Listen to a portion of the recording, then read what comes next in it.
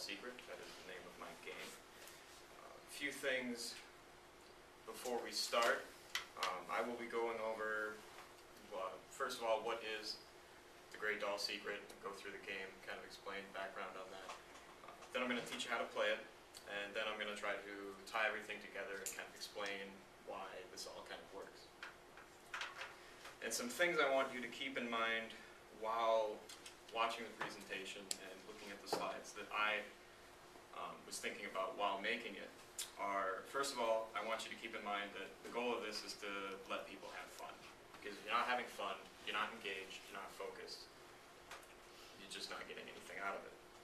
The second thing is I wanted the game to be replayable and without it becoming stale, and make that an easy thing to keep doing. I also wanted to incorporate technology, as the doll asked us to do that as well. And finally, of course, we want to teach people about the artwork. We want them to look at the artwork, but we also want to try to develop people, develop their social skills, and develop some teamworking skills as well. So, what is the Great Doll Secret? The Great Doll Secret is essentially, it's a puzzle solving and clue gathering game where, we'll get to that, that can be easily altered for replayability. And it does so by using the app Erasma that my colleague Sloan Fix discussed on Tuesday. But essentially it does this by, we're using the Erasma app to lay out clues in the doll associated to either a specific sculpture, a specific painting, so on and so forth.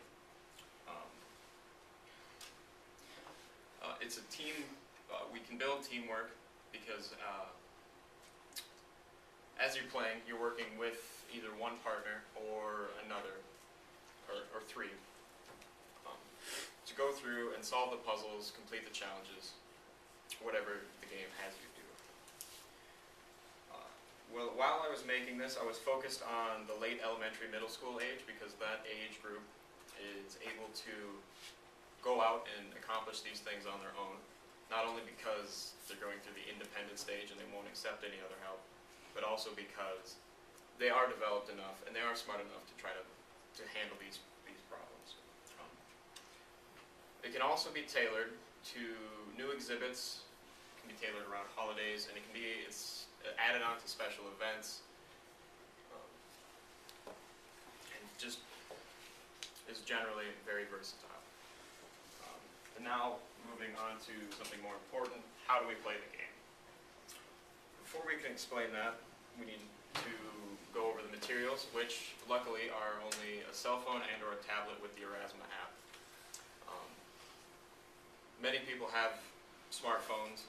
The app is free to download. But my hopes are that the doll will have tablets available with the app installed so that people can come to the doll, grab a tablet, go out and finish the game.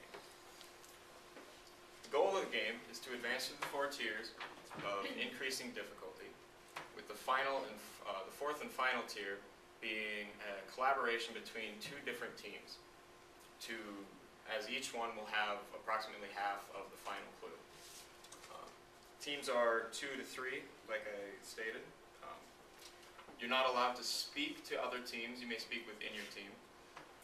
The initial quests are given by paintings or sculptures, whatever, in the main hall of the doll. And those paintings and sculptures have a problem that they need help with. When you engage one of these paintings or sculptures, the clue will send you to a different room of the doll and will hopefully it'll distribute each team to areas where they won't have the same clue as others, so people aren't just piggybacking on other people's work. And there's no time limit, but you are advised to hurry as others are also trying to solve the problem. So, what does this mean? What all this means is that we'll be directing people through the exhibits, and hopefully we'll be piquing people's interest in the artwork and want them to come back and visit the doll. And just generally interest people in fine arts, We're also forcing them to think critically as they work through puzzles and challenges, as well as developing social skills, teamworking skills, communication skills, and so on. It's minimal maintenance, the only maintenance being replacing clues as exhibits come through, holidays change, and the like of that. And the augmented reality aspect of it retains focus, especially for younger children.